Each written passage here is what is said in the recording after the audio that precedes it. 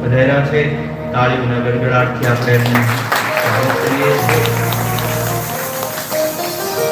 વૃક્ષ હોય ને, વૃક્ષ એને ફળ આવે.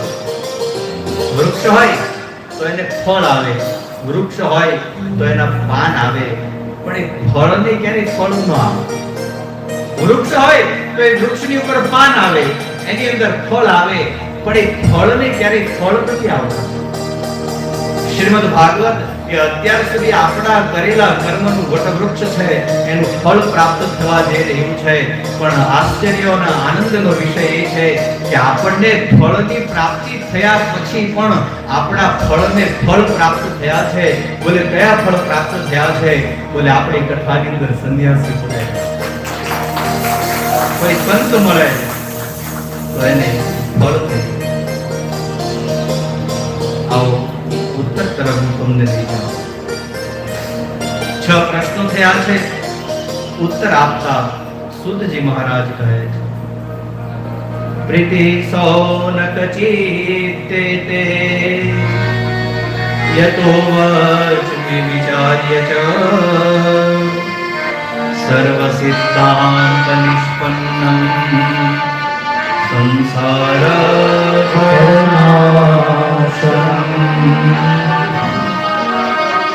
હું તમને સર્વ સિદ્ધાંત વાળી કથા, સંસારના ભયના નાશને કરવા વાળી ભાગવતની પુણ્ય ભાગીરથી સંભળાવવા જઈ રહ્યો. કથાના અનેક ફાયદાઓ બતાવવામાં આવ્યા.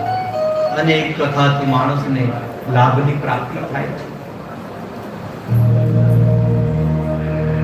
શ્રીમદ ભાગવતની અંદર ખગોળ પણ છે, શ્રીમદ ભાગવતની અંદર ભૂગોળ પણ છે, શ્રીમદ ભાગવતની અંદર પર્વતો, નદીઓ, તારાઓ, દ્વીપોની ચર્ચાઓ પણ છે, મન્વંતરો પણ છે, ભક્તિનું પ્રકરણ, જ્ઞાનનું પ્રકરણ, વૈરાગ્યનું પ્રકરણ શ્રીમદ ભાગવતની અંદર બતાવવામાં આવ્યું.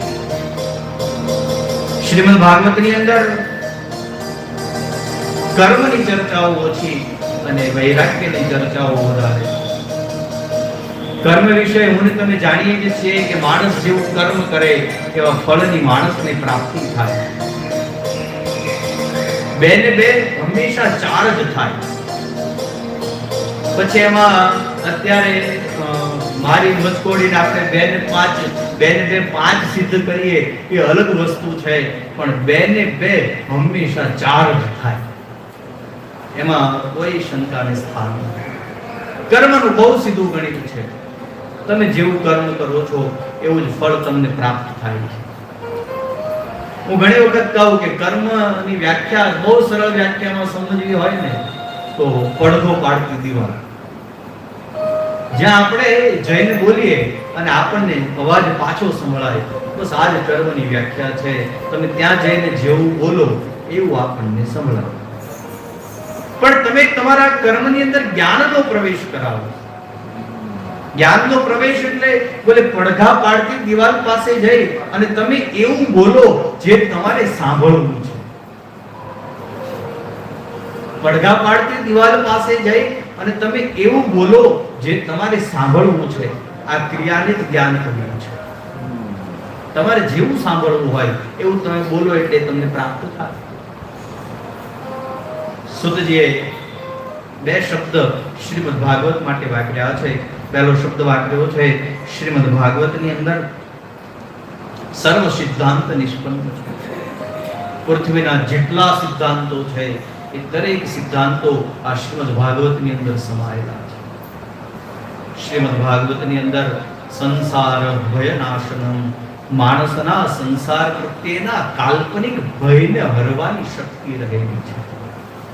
હું ને તમે અનેક પ્રકારના ભયની અંદર ભટકી રહ્યા છીએ. જ્ઞાન માણસને નિર્ભય બનાવે છે. એટલા માટે જ્ઞાન પ્રદીપ હોય એવો શબ્દ વાપર્યો છે શ્રીમદ ભાગવતની. શ્રીમદ ભાગવત રૂપી જ્ઞાન દ્વારા આપણે આપણી અંદર ભીતર રહેલા અંધકારને દૂર કરી અને જ્ઞાનના પ્રકાશને પ્રગટાવવાનું.